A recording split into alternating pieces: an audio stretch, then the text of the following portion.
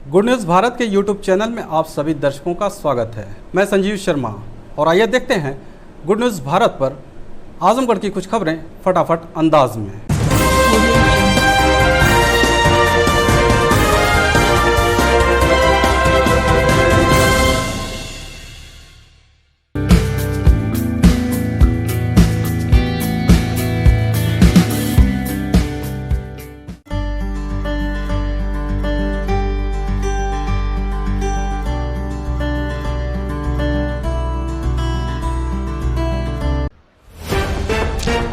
UP के आजमगढ़ और जौनपुर से जुड़ी एक बड़ी खबर है।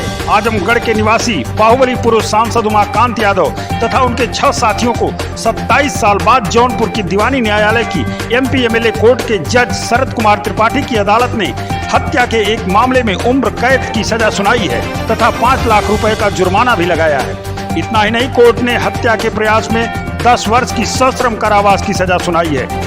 पूर्वांचल की सियासत में यादव बिरादरी में उमाकांत यादव बहुचर्चित सियासी चेहरा है। उनका नाम लखनऊ के गेस्ट हाउस कांड में भी सामने आया था। एक बार आपको फिर बता दें, बहुचर्चित शाहगंज जीआरपी सिपाही हत्याकांड में पूर्व सांसद उमाकांत यादव समेत 7 लोगों को एमपी एमएलए कोर्ट ने आजीवन कारावास की सजा सुनाई है। आपको बता दें कि 4 फरवरी 1995 को शाहगंज रेलवे स्टेशन गोलियों की तड़तड़ाहट से गूंज उठा था। यह गोली किस कारण चलाई गई थी, यह भी जानना जरूरी है। पुलिस केस में दर्ज घटना के अनुसार मामला 27 साल पुराना है। 4 फरवरी 1995 को जौनपुर के शाहगंज स्टेशन पर 2 पक्षों में विवाद हो गया। जीआरपी चौकी को सूचना दी गई कि प्लेटफार्म 1 पर बेंच पर बैठने को लेकर 2 पक्षों में विवाद हो गया। उनमें से एक व्यक्ति खुद को विधायक उमाकांत यादव का ड्राइवर राजकुमार बता रहा था। कहा सुनी हुई तो ड्राइवर ने जीआरपी के सिपाही रघुनाथ सिंह को थप्पड़ जड़ दिया। अन्य सिपाहियों की मदद से राजकुमार को जीआरपी चौकी की लॉकअप में बंद कर दिया गया। किसी ने इसकी सूचना उमाकांत यादव को दी। आरोप है कि असलहे से लैस होकर उमाकांत यादव अपने गनर बच्चू लाल, पीआरडी जवान सूबेदार धर्मराज, महेंद्र और सबाजीत के साथ मौके पर पहुंच गए और इन सभी को हाथों में रिवाल्वर, कार्बाइन राइफल तथा देसी तमंचा था। जीआरपी लॉकअप के सामने उमाकांत ने सभी को ललकार कर गोलियां चलाने को कहा। इसके बाद स्टेशन पर अंधाधुंध फायरिंग हो गई और भगदड़ और दहशत फैल गई। इस गोलीबारी में शाहगंज जीआरपी चौकी पर तैनात सिपाही अजय सिंह की मौत हो गई। दूसरा सिपाही ललन सिंह, रेलवे कर्मचारी निर्मल वर्षन और यात्री भरतलाल जख्मी हो गए थे। पूर्व सांसद पर यह भी आरोप है कि इस गोलीबारी के बाद राजकुमार को लॉकअप से निकालकर फरार हो गए। कांस्टेबल रघुनाथ सिंह ने इस घटना को लेकर एफआईआर दर्ज कराई थी। पुलिस ने हत्या और हत्या के प्रयास सहित 10 गंभीर धाराओं में मुकदमा दर्ज किया था। इस मामले में छानबीन शुरू की गई। इसकी विवेचना सीबीसीआईडी को भी सौंपी गई। जीआरपी कांस्टेबल अजय सिंह की हत्या का मामला कोर्ट में 27 साल चला। मामले में लगभग 600 बार सुनवाई हुई। सरकारी अधिवक्ता लाल बहादुर पाल और सीबीसीआईडी के वकील मृत्युंजय सिंह ने इस मामले में 19 गवाहों को भी पेश कराया। करीब 27 साल चले इस जघन्य हत्याकांड के मुकदमे में आज सोमवार को न्यायालय ने सभी आरोपियों को दोषी पाते हुए आजीवन कारावास और 5 लाख रुपए जुर्माना लगाया है तथा हत्या के प्रयास में 10 वर्ष की सश्रम कारावास की सजा सुनाई है। अभियोजन अधिकारी मृत्युंजय सिंह ने बताया कि इस मुकदमे में कुल 19 लोगों ने गवाही दी। इन आरोपियों के कब्जे से हत्या के में प्रयोग की गई कार्बाइन व अन्य हथियार भी बरामद हुआ था। कोर्ट ने आज सभी को इस मर्डर केस में दोषी पाया है। मुकदमे की पैरवी शासकीय अधिवक्ता लाल बहादुर पाल ने भी की।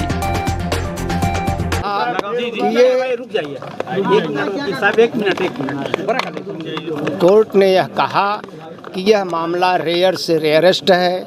लोक सेवक के कार्यों पे विरोध किया गया, मारा गया, ड्राइवर का बंद होना, किसी अच्छे अधिकारियों को सूचित न करना, क्योंकि आप विधायक थे, आपको ये सब सूचित करना चाहिए था। क्यों आप कानून अपने हाथ में लेकर के सब किया, ये समाज के लिए अच्छा नहीं है। ऐसी दशा में कोर्ट ने उनको 302 में आजीवन कारावास किया है और 307 में 10 साल की सज़ा किया है। सश्रम कारावास है 10 साल का। उसके बाद 5 लाख रुपया जो है जुर्माने के तौर पे किया गया है। जुर्माने की आधी राशि पीड़िता को दी जाएगी और उसमें से 50-50 हज़ार लोग जो घायल हैं उनको दिया जाएगा। कोर्ट ने यही निर्णय सुनाया। आपका कहना? आजमगढ़ जिले के रहने वाले 3 लोगों को अफ्रीकी महाद्वीप के देश इथियोपिया में बंधक बनाकर रखने का परिजनों ने लगाया आरोप। जिलाधिकारी को शिकायती पत्र सौंप लगाई न्याय की गुहार। बता दें कि बंधक बने लोगों में 3 आजमगढ़ के रहने वाले हैं। इनमें से बेलकुंडा के रहने वाले संजय कुमार मिश्र, चंद्राभारी के राज बहादुर चौबे, जुड़ारामपुर के संदीप सिंह शामिल हैं। इसके अलावा बलिया के जनौपुर में रहने वाले धर्मेंद्र यादव भी अफ्रीकी देश में बंधक हैं। जिलाधिकारी कार्यालय पहुंचे संजय मिश्रा के बेटे मृत्युंजय मिश्रा ने बताया कि मेरे पिता को बंधक बना लिया गया है, पिता का पासपोर्ट भी छीन लिया गया है, सभी को एक कमरे में बंद करके रखा गया है। हमारी सरकार और जिला प्रशासन से मांग है कि जल्द से जल्द पिता की वतन वापसी कराई जाए। इथियोपिया में बंधक राज बहादुर चौबे की बेटी रूपाली चौबे ने कहा कि सरकार और जिले के डीएम जल्द से जल्द मेरे पिता को भारत लाने में मदद करें। बंधक संदीप सिंह के पिता विजय प्रताप सिंह का कहना है कि हम लोग बहुत घबराए हुए हैं, जल्द से जल्द हमारे बच्चों की भारत वापसी कराई जाए। बता दें कि आजमगढ़ के 3 लोगों को 9 मार्च 2022 को गाजियाबाद की प्रीत मशीनरी रोलिंग मशीन की तरफ से इथियोपिया भेजा गया था। थदास स्टील ने इनका वीजा बनवाया था। कहा था कि इथियोपिया में एक प्रोजेक्ट शुरू करना है। 3 महीने बाद सभी की भारत वापसी तय हुई थी। संजय मिश्रा इस कंपनी के बतौर रोलिंग फोरमैन और बाकी 3 लोग फीटर के पद पर तैनात हुए थे। अब देखना यह होगा कि जिला प्रशासन पीड़ित परिवार की किस तरह से मदद करता है ताकि लोग सकुशल वतन वापस लौट सकें। 5 महीने पहले यहाँ से प्रीति स्टील कमिश्नरी कंपनी के थ्रू गाजियाबाद से गए थे इथियोपिया। वहाँ पे वो काम अपना 3 महीने के एग्रीमेंट से गए थे, जो काम वो पूरा कर चुके हैं। और वहाँ के जब उन्होंने उनसे कहा कंपनी के लीडर से कि हमको हमारी सैलरी और हमारा पासवर्ड दे दिए, हमको इंडिया जाना है, तो उन्होंने उनका पासवर्ड भी छीन लिया और उनको रूम में अलग बंद करके रखे हैं उनकी पूरी टीम के साथ। और उनसे काफ़ी दिनों से बात हो रही थी, तो उन्होंने बताया कि यहाँ पे उनको काफ़ी परेशान किया जा रहा है, खाने वाने की भी दिक्कत है। और हम लोग आए हैं यहाँ डीएम सर के पास, उनसे बात हुई है तो वो कह रहे हैं कि जल्द से जल्द आपके पापा को इंडिया लाया जाएगा। संजय मिश्रा और उनकी पूरी टीम, संदीप सिंह आजमगढ़ के ही रहने वाले हैं और राज बहादुर चौबे आजमगढ़ के ही रहने वाले हैं। ये पूरी टीम जो है गाजियाबाद में एक फैक्ट्री है, उसके माध्यम से ये इथियोपिया विदेश में जो है वहाँ 3 महीने का अनुबंध जो है होकर ये लोग गए थे। रोलिंग मिल के हेड फोरमैन हैं संजय मिश्रा जी, तो ये अपनी टीम को लेके गए थे मिल को चालू कराने के लिए। मिल को 3 महीने का अनुबंध था, 3 महीने के अनुबंध पे ये लोग गए थे। मिल को ये लोग चालू कराए। 3 महीने बाद जब ये लोग अपना वेतन मांगे तो इन लोगों को वहाँ का जो मालिक था वो बंद कमरे में कर दिया और इन लोगों का पासपोर्ट भी अपने पास रख लिया। तो 1 आध महीने बाद हम लोगों को किसी सूत्रों द्वारा किसी तरीके से जानकारी वो किसी माध्यम से भेजे, हम लोगों को जानकारी हुई तो हम लोग मतलब ये सोचे कि आज या कल या परसों कभी न कभी तो छोड़ ही देंगे, बंधक कोई इस तरीके से नहीं बना के रखता है।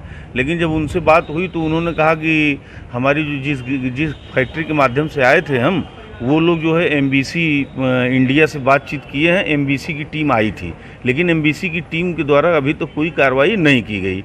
उन लोगों का ये कहना है कि हम लोगों को केवल पासपोर्ट हम लोगों का दे दिया जाए, हम लोग यहाँ से अपने देश को चले जाएं, हम लोगों को अब वेतन की भी आवश्यकता नहीं, चूँकि हमारा परिवार जो है दिन रात कैसे काट रहा है वो वही जान रहा होगा। आजमगढ़ जिले में आउटसोर्सिंग के जरिए नियुक्त ट्यूबवेल ऑपरेटरों ने कई माह से वेतन नहीं मिलने से भाजपा जिला उपाध्यक्ष के नेतृत्व में नगरपालिका के अधिशासी अधिकारी कार्यालय का घेराव कर प्रदर्शन किया। इस दौरान भाजपा जिला उपाध्यक्ष अजय सिंह ने अधिशासी अधिकारी पर सरकार की छवि खराब करने का आरोप लगाया, तो वहीं अधिशासी अधिकारी ने भाजपा जिलाध्यक्ष को आड़े हाथों ले लिया।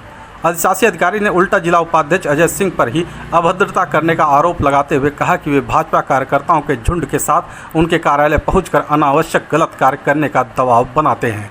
इतना ही नहीं, उन्होंने कहा कि अजय सिंह के खिलाफ कार्रवाई किए जाने के लिए उच्चाधिकारियों को अवगत करा दिया गया है।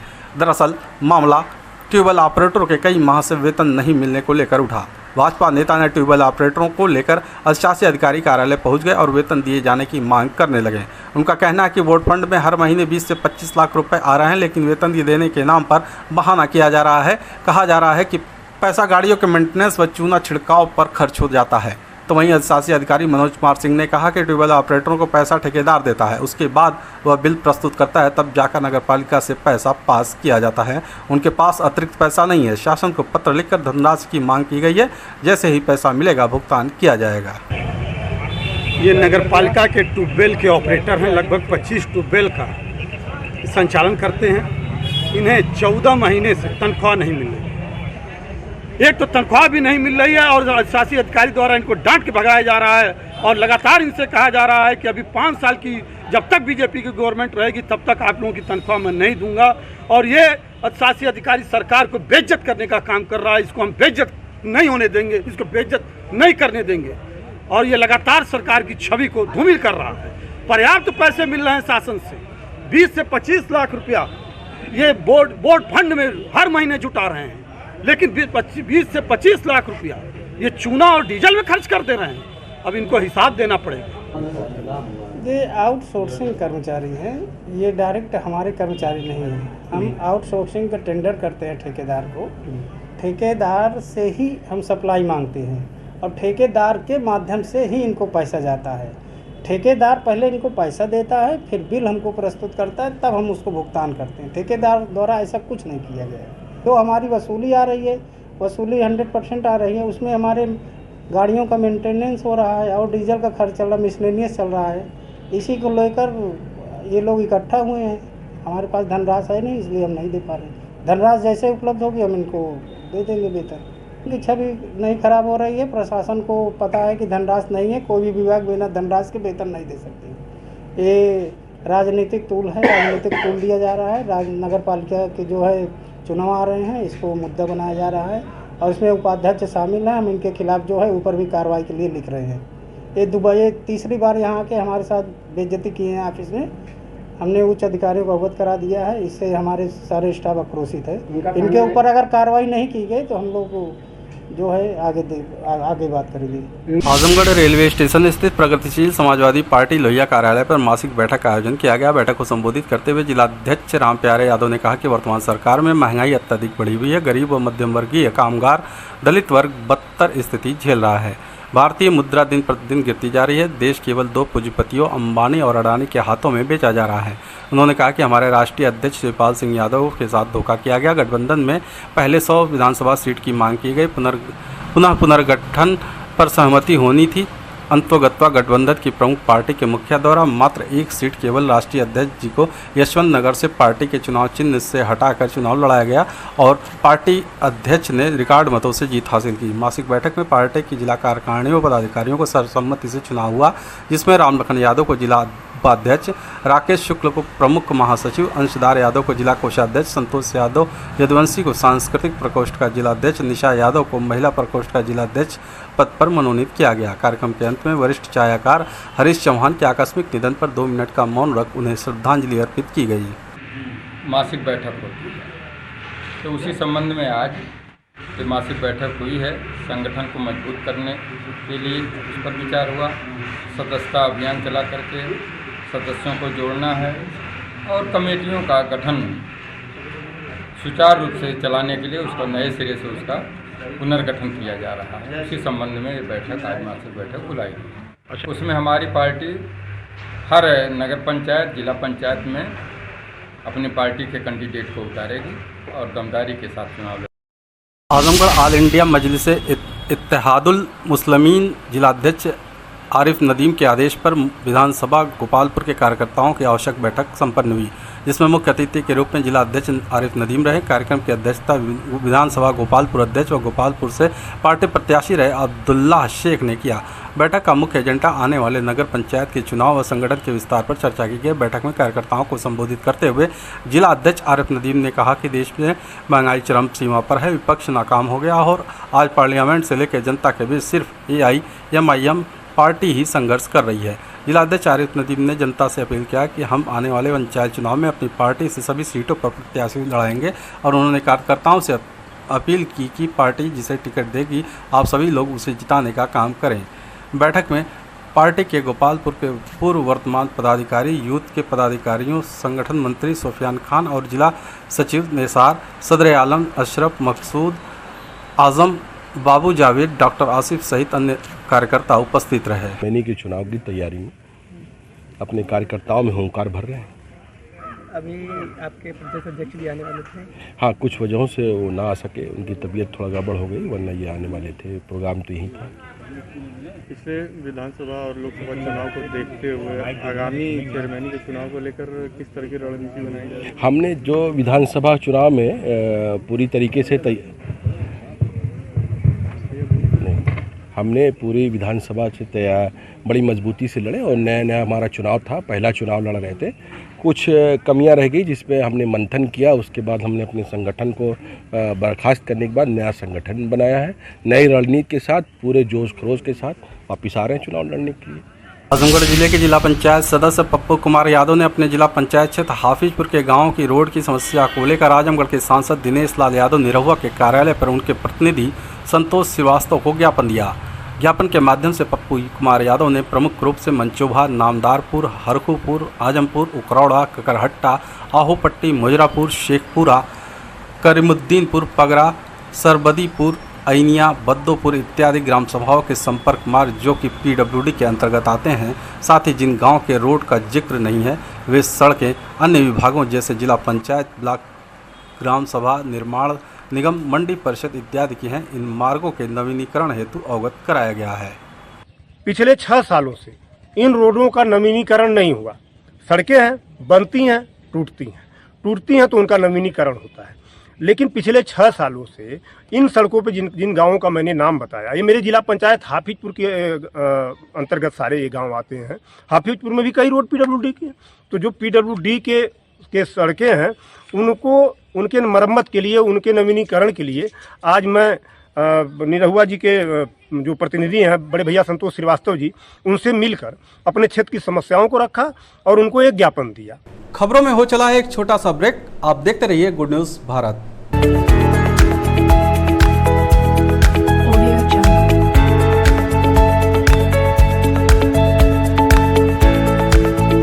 ब्रेक के बाद एक बार फिर से आपका स्वागत है और आइए देखते हैं आजमगढ़ की खबरें फटाफट अंदाज में।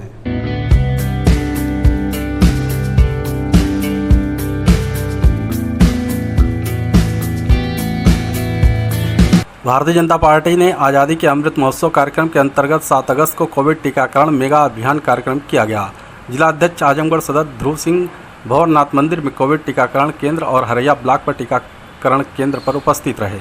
हरैया ब्लॉक के नवनिर्मित भवन के उद्घाटन के अवसर पर मुख्य अतिथि के रूप में सगड़ी की पूर्व विधायक वंदना सिंह और विशिष्ट अतिथि के रूप में जिला अध्यक्ष आजमगढ़ सदर ध्रुव सिंह ने फीता काटकर उसका उद्घाटन किया। कोविड टीकाकरण अभियान में सामुदायिक स्वास्थ्य केंद्र पलनी पर अखिलेश कुमार मिश्रा गुड्डू, तरवा अस्पताल पर मंजू सरोज, हरैया स्वास्थ्य केंद्र पर संतोष सिंह, सामुदायिक स्वास्थ्य केंद्र जीयनपुर पर वंदना सिंह को लगाया गया था। सभी सामुदायिक स्वास्थ्य केंद्र पर कोविड मेगा टीकाकरण अभियान चलाया गया। जिला अध्यक्ष आजमगढ़ सदर ध्रुव सिंह ने इस अवसर पर कहा कि प्रधानमंत्री नरेंद्र मोदी के नेतृत्व में मुफ्त कोविड टीकाकरण अभियान लगातार चलाया गया, जिसका लाभ भारत की जनता को मिला है। जिन लोगों ने अभी दूसरी व तीसरी डोज नहीं लगवाई है उन लोगों को इस अभियान का लाभ मिल रहा है। जिला अध्यक्ष ने सभी से अपील किया कि आज़ादी के 75 वर्ष पूर्व होने पर अमृत महोत्सव के रूप में मनाया जा रहा है। सभी लोग अपने घरों पर 13 से 15 अगस्त तक तिरंगा फहराएं। हमारे इस देश के यशस्वी प्रधानमंत्री माननीय मोदी जी और इस उत्तर प्रदेश के यशस्वी मुख्यमंत्री मागी योगी जी हमारे जो गरीबों के प्रति समर्पित हैं, जो भारत की जनता के प्रति समर्पित हैं, उनका स्वास्थ्य कैसे अच्छा बने, वो सुरक्षित कैसे रहें, इस कोरोना महामारी को देखते हुए और कोरोना की अतिरिक्त खुराक बूस्टर डोज आज 7 तारीख को अभियान के रूप में शुभारंभ किया गया है। आजमगढ़ जिले के बिलरियागंज थाने की पुलिस ने हत्या प्रयास के मामले में वांछित अभियुक्त को गिरफ्तार किया है। बता दें कि बिलरियागंज थाना क्षेत्र के जमीन पकड़ी गांव निवासी लीला देवी ने बीते 23 मार्च को गांव के अमित कुमार उर्फ नोजिल के खिलाफ पति पर प्राणघातक हमला करने का आरोप लगाते हुए नामजद रिपोर्ट दर्ज कराई थी। पुलिस रिपोर्ट दर्ज कर आरोपी की तलाश में जुट गई। इसी बीच बिलरियागंज थाने पर तैनात उप निरीक्षक श्याम सिंह को मुखबिर से सूचना मिली कि आरोपी अमित उर्फ नोजिल शहर के भंवरनाथ मंदिर के समीप कहीं भागने की फिराक में वाहन का इंतजार कर रहा है। उप निरीक्षक श्याम सिंह अपने हमराइयों के साथ भंवरनाथ चौराहे पर छापेमारी कर वहां मौजूद आरोपी अमित कुमार उर्फ नोजिल को गिरफ्तार कर लिया। आजमगढ़ जिले के रौनौपार थाने की पुलिस ने हत्या प्रयास के मामले में वांछित अभियुक्त को गिरफ्तार किया है। बता दें कि पुलिस अधीक्षक अनुराग आर के निर्देश पर अपराध व अपराधियों के खिलाफ चलाए जा रहे अभियान के क्रम में अराजी, नौबरारा, करखिया, कीता, प्रथम निबिहवा गांव का निवासी श्रवण यादव ने सगे भाई लक्ष्मण यादव पर जानलेवा हमला करने का आरोप लगाते हुए 9 लोगों के खिलाफ नामजद रिपोर्ट दर्ज कराई थी। घटना बीते 17 मार्च की रात बताई गई है। मुखबिर ने सूचना के आधार पर हत्या प्रयास के मामले में आरोपित रजनीश उर्फ रामाशीष यादव को क्षेत्र के इस्माइलपुर ढाले के समीप से गिरफ्तार कर लिया। आजमगढ़ जिले के निजामाबाद थाने की पुलिस ने शादी का झांसा देकर दुष्कर्म करने के मामले में वांछित अभियुक्त को गिरफ्तार किया है। बता दें कि निजामाबाद थाना क्षेत्र के एक गांव निवासी युवती ने मुकामी थाने में रिपोर्ट दर्ज कराई थी कि एक युवक उसे शादी का झांसा देकर पिछले 5 वर्षों से दुष्कर्म की घटना को अंजाम दे रहा है। बीते 12 जुलाई को जब उसने शादी के लिए दबाव बनाया तो युवक उसके साथ मारपीट किया और साथ ही जान से मारने की धमकी दी। पुलिस रिपोर्ट दर्ज कर आरोपी की तलाश में जुट गई। इसी बीच निजामाबाद थाने पर तैनात उप निरीक्षक अशोक दत्त त्रिपाठी को मुखबिर से सूचना मिली कि दुष्कर्म के मामले में वांछित युवक अपने घर पर मौजूद है। सूचना के आधार पर उप निरीक्षक अशोक दत्त त्रिपाठी अपने हमराइयों के साथ दबिश देकर आरोपी युवक राजू उर्फ राजीव गौतम को गिरफ्तार कर लिया। आजमगढ़ शहर के रैदोपुर स्थित ऑफिसर्स कॉलोनी में आज़ादी के अमृत महोत्सव के तहत प्रयास सामाजिक संगठन ने पौधरोपण किया। बता दें कि संगठन द्वारा निरंतर पौधरोपण करते हुए अब तक 300 पौधों का रोपण पूर्व में किया जा चुका है। इसी कड़ी में 5 पौधों का ट्री गार्ड सहित रैदोपुर में सुरक्षित पौधरोपण करके 305 की संख्या को पहुंचाते हुए समाज को एक संदेश देने का कार्य किया गया। आज़ादी का अमृत महोत्सव सही मायने में तभी सार्थक होगा जब राष्ट्रहित समाज हित में आप कार्य करें। संगठन की महिला मोर्चा प्रभारी महिमा तिवारी ने बताया कि सदैव प्रयास सामाजिक संगठन देश हित समाज हित में अनेकों कार्य करके समाज को निरंतर संदेश देने का प्रयास कर रहा है ताकि इस तरीके से जागरूकता समाज में और बढ़े। आज के 5 पौधों के स्पॉन्सर रहे संजय मिश्रा गोरखपुर, नीता शर्मा कमलेश शर्मा लखनऊ, देवेश श्रीवास्तव हीरापट्टी आदि लोगों ने सहयोग करते हुए संगठन के साथियों का मनोबल बढ़ाया। इस अवसर पर डीएन सिंह, शंभू दयाल सोनकर, राजीव कुमार शर्मा, डॉक्टर वीरेंद्र पाठक, सुनील यादव, जितेंद्र चौरसिया सहित संगठन के अन्य लोग उपस्थित रहे। आज इस रैदोपुर कॉलोनी में प्रयास समाज संगठन के द्वारा सभी साथीगण लोग हम लोगों ने अमृत महोत्सव मनाने का कार्यक्रम पौधारोपण करके किया, जिससे लोगों में संदेश जाएगा कि हमें वृक्षारोपण करना चाहिए और हमें पेड़ पौधों की सुरक्षा करना चाहिए, जिससे हमें ऑक्सीजन पर्याप्त मात्रा में मिल सकती है। आजमगढ़ जिले के रानी सराय थाना क्षेत्र के सराय हाजी निवासी सुनीता देवी ने घर में रखे जेवर व नकदी चोरी होने का लगाया आरोप। एसपी से लगाई न्याय की गुहार। पुलिस अधीक्षक कार्यालय अपने परिजनों के साथ पहुंची पीड़िता सुनीता देवी ने बताया कि बीते 3 जुलाई को वह अपने मायके गई थी। घर पर ताला लगा था। पीछे के रास्ते चोर घर के अंदर घुसे और कमरे का ताला तोड़कर 8 लाख नकदी व 7 लाख के आभूषण चुरा ले गए। पीड़िता ने बताया कि उसके 2 बच्चों की जल्द ही शादी है, ऐसे में उसकी जमा पूंजी को चोर उठा ले गए। पीड़िता का रो कर बुरा हाल है।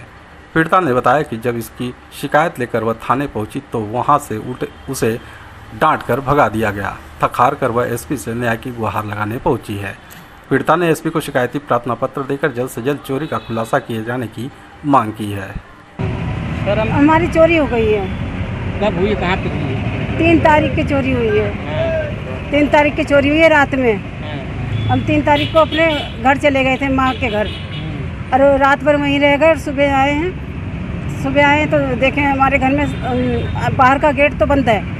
अब पीछे से कोई पीछे की साइड से कोई कूद कर हाथे में से जिस कमरे में रखे थे पैसा वैसा, उसी कमरे का थाला टूटा है और सारा सामान उठा के ले गए। आजमगढ़ जिले के बिलरियागंज थाने की पुलिस ने अवैध असलाह व कारतूस के साथ एक अभियुक्त को गिरफ्तार किया है। बता दें कि बिलरियागंज थाना प्रभारी विजय प्रकाश मौर्य अपने हमराइयों के साथ नया चौक पर वाहनों की चेकिंग कर रहे थे कि इसी बीच मुखबिर से सूचना मिली कि एक व्यक्ति शाहबुद्दीनपुर पोखरे के बगल में स्थित मंदिर के पास अवैध असलाह लेकर खड़ा है। सूचना के आधार पर बिलरियागंज थाना प्रभारी विजय प्रकाश मौर्य अपने हमराइयों के साथ दबिश देकर अभियुक्त को गिरफ्तार करने के साथ ही उसके पास मौजूद असलाह व कारतूस बरामद कर लिया। पकड़ा गया अभियुक्त सोनू बिलरियागंज थाना क्षेत्र के शाहबुद्दीनपुर गांव का निवासी है। आजमगढ़ जिले के पहाड़पुर गांव निवासी युवक ने विदेश में फंसे पिता के शव को लाने के लिए जिलाधिकारी कार्यालय पहुंच केंद्रीय गृह मंत्री को पत्र भेजकर न्याय की गुहार लगाई। बता दें कि सगड़ी तहसील अंतर्गत पहाड़पुर गांव निवासी अवनीश यादव ने बताया कि उसके पिता चंद्रजीत यादव खाड़ी देश सऊदी अरब की हफर अल बातिन में अब्दुल्ला नामक कंपनी मालिक के यहाँ काम करते थे। अवनीश का कहना है कि बीते 7 अगस्त को कंपनी में कार्य करते समय उसके पिता चंद्रजीत यादव की संदिग्ध परिस्थितियों में मौत हो गई। कंपनी मालिक के अनुसार मृतक चंद्रजीत यादव ने कार्यस्थल पर फांसी लगाकर अपनी जान दे दिया था। शव कंपनी मालिक के कब्जे में है। अवनीश का कहना है कि विदेश से पिता के शव को घर भेजने के एवज में कंपनी मालिक द्वारा 4 लाख रुपए की मांग की जा रही है। इस बात ने पूरे परिवार को बेचैन कर दिया है। अवनीश का कहना है कि 2 भाई व 2 बहनों के साथ माता पिता व बुजुर्ग दादा दादी के भरण पोषण की जिम्मेदारी उसके पिता के कंधों पर थी। ऐसे में गरीब गरीबी का जीवन जी रहा हमारा परिवार कहां से इतनी भारी रकम जुटा पाएगा जिससे हम अपने पिता के शव को घर लाकर उनका अंतिम संस्कार कर सकें। इस संबंध में मृतक के पुत्र अवनीश यादव ने केंद्रीय गृह मंत्री को पत्र भेजकर संदिग्ध हाल में हुए पिता की मौत के मामले की जांच कराकर न्याय दिलाने एवं दिवंगत पिता के शव को परिजनों के सुपुर्द करने की मांग उठाई है। मेरे पिता स्वर्गीय चंद्रजीत यादव जी सऊदी अरब में के हफर अलबतीन में काम करते थे, अब्दुल्ला नामक कंपनी में। वहाँ उनकी कल संदिग्ध मतलब अवस्था में शव प्राप्त हुई। उसकी मतलब कारण पता नहीं है तो क्या हुआ था, और कंपनी का मालिक हमें शव वापस करने के लिए 4 लाख रुपए की मांग कर रहा है, और हमारे घर की माली स्थिति ऐसी अच्छी नहीं है कि हम लोग 4 लाख रुपए दे पाएँ। विदेश गए उनको 3 साल हो गया था। कैसे पता चला कि उनकी डेथ हो गई? उनके जो वहाँ साथी दोस्त कुछ लोग हैं वही हमको कॉल करके बात बताए थे। क्या चाहते हैं आप? उम्र उनकी 45 साल है। कितने बच्चे हैं? हम लोग 4 भाई बहन हैं, 2 भाई 2 बहन। डीएम साहब क्या है, क्या हम डीएम साहब क्या वही मतलब विदेश मंत्रालय में भेजने के लिए दिए थे। क्या चाहते हैं आप? हम यही चाहते हैं कि मतलब इस मामले की जांच हो और जितना मतलब हो सके, क्योंकि पैसे हम लोग इतने दे नहीं सकते हैं। 4 लाख रुपए की मांग कर रहे हैं, तो सब वापस वहाँ मतलब लाना चाहते हैं वहाँ से।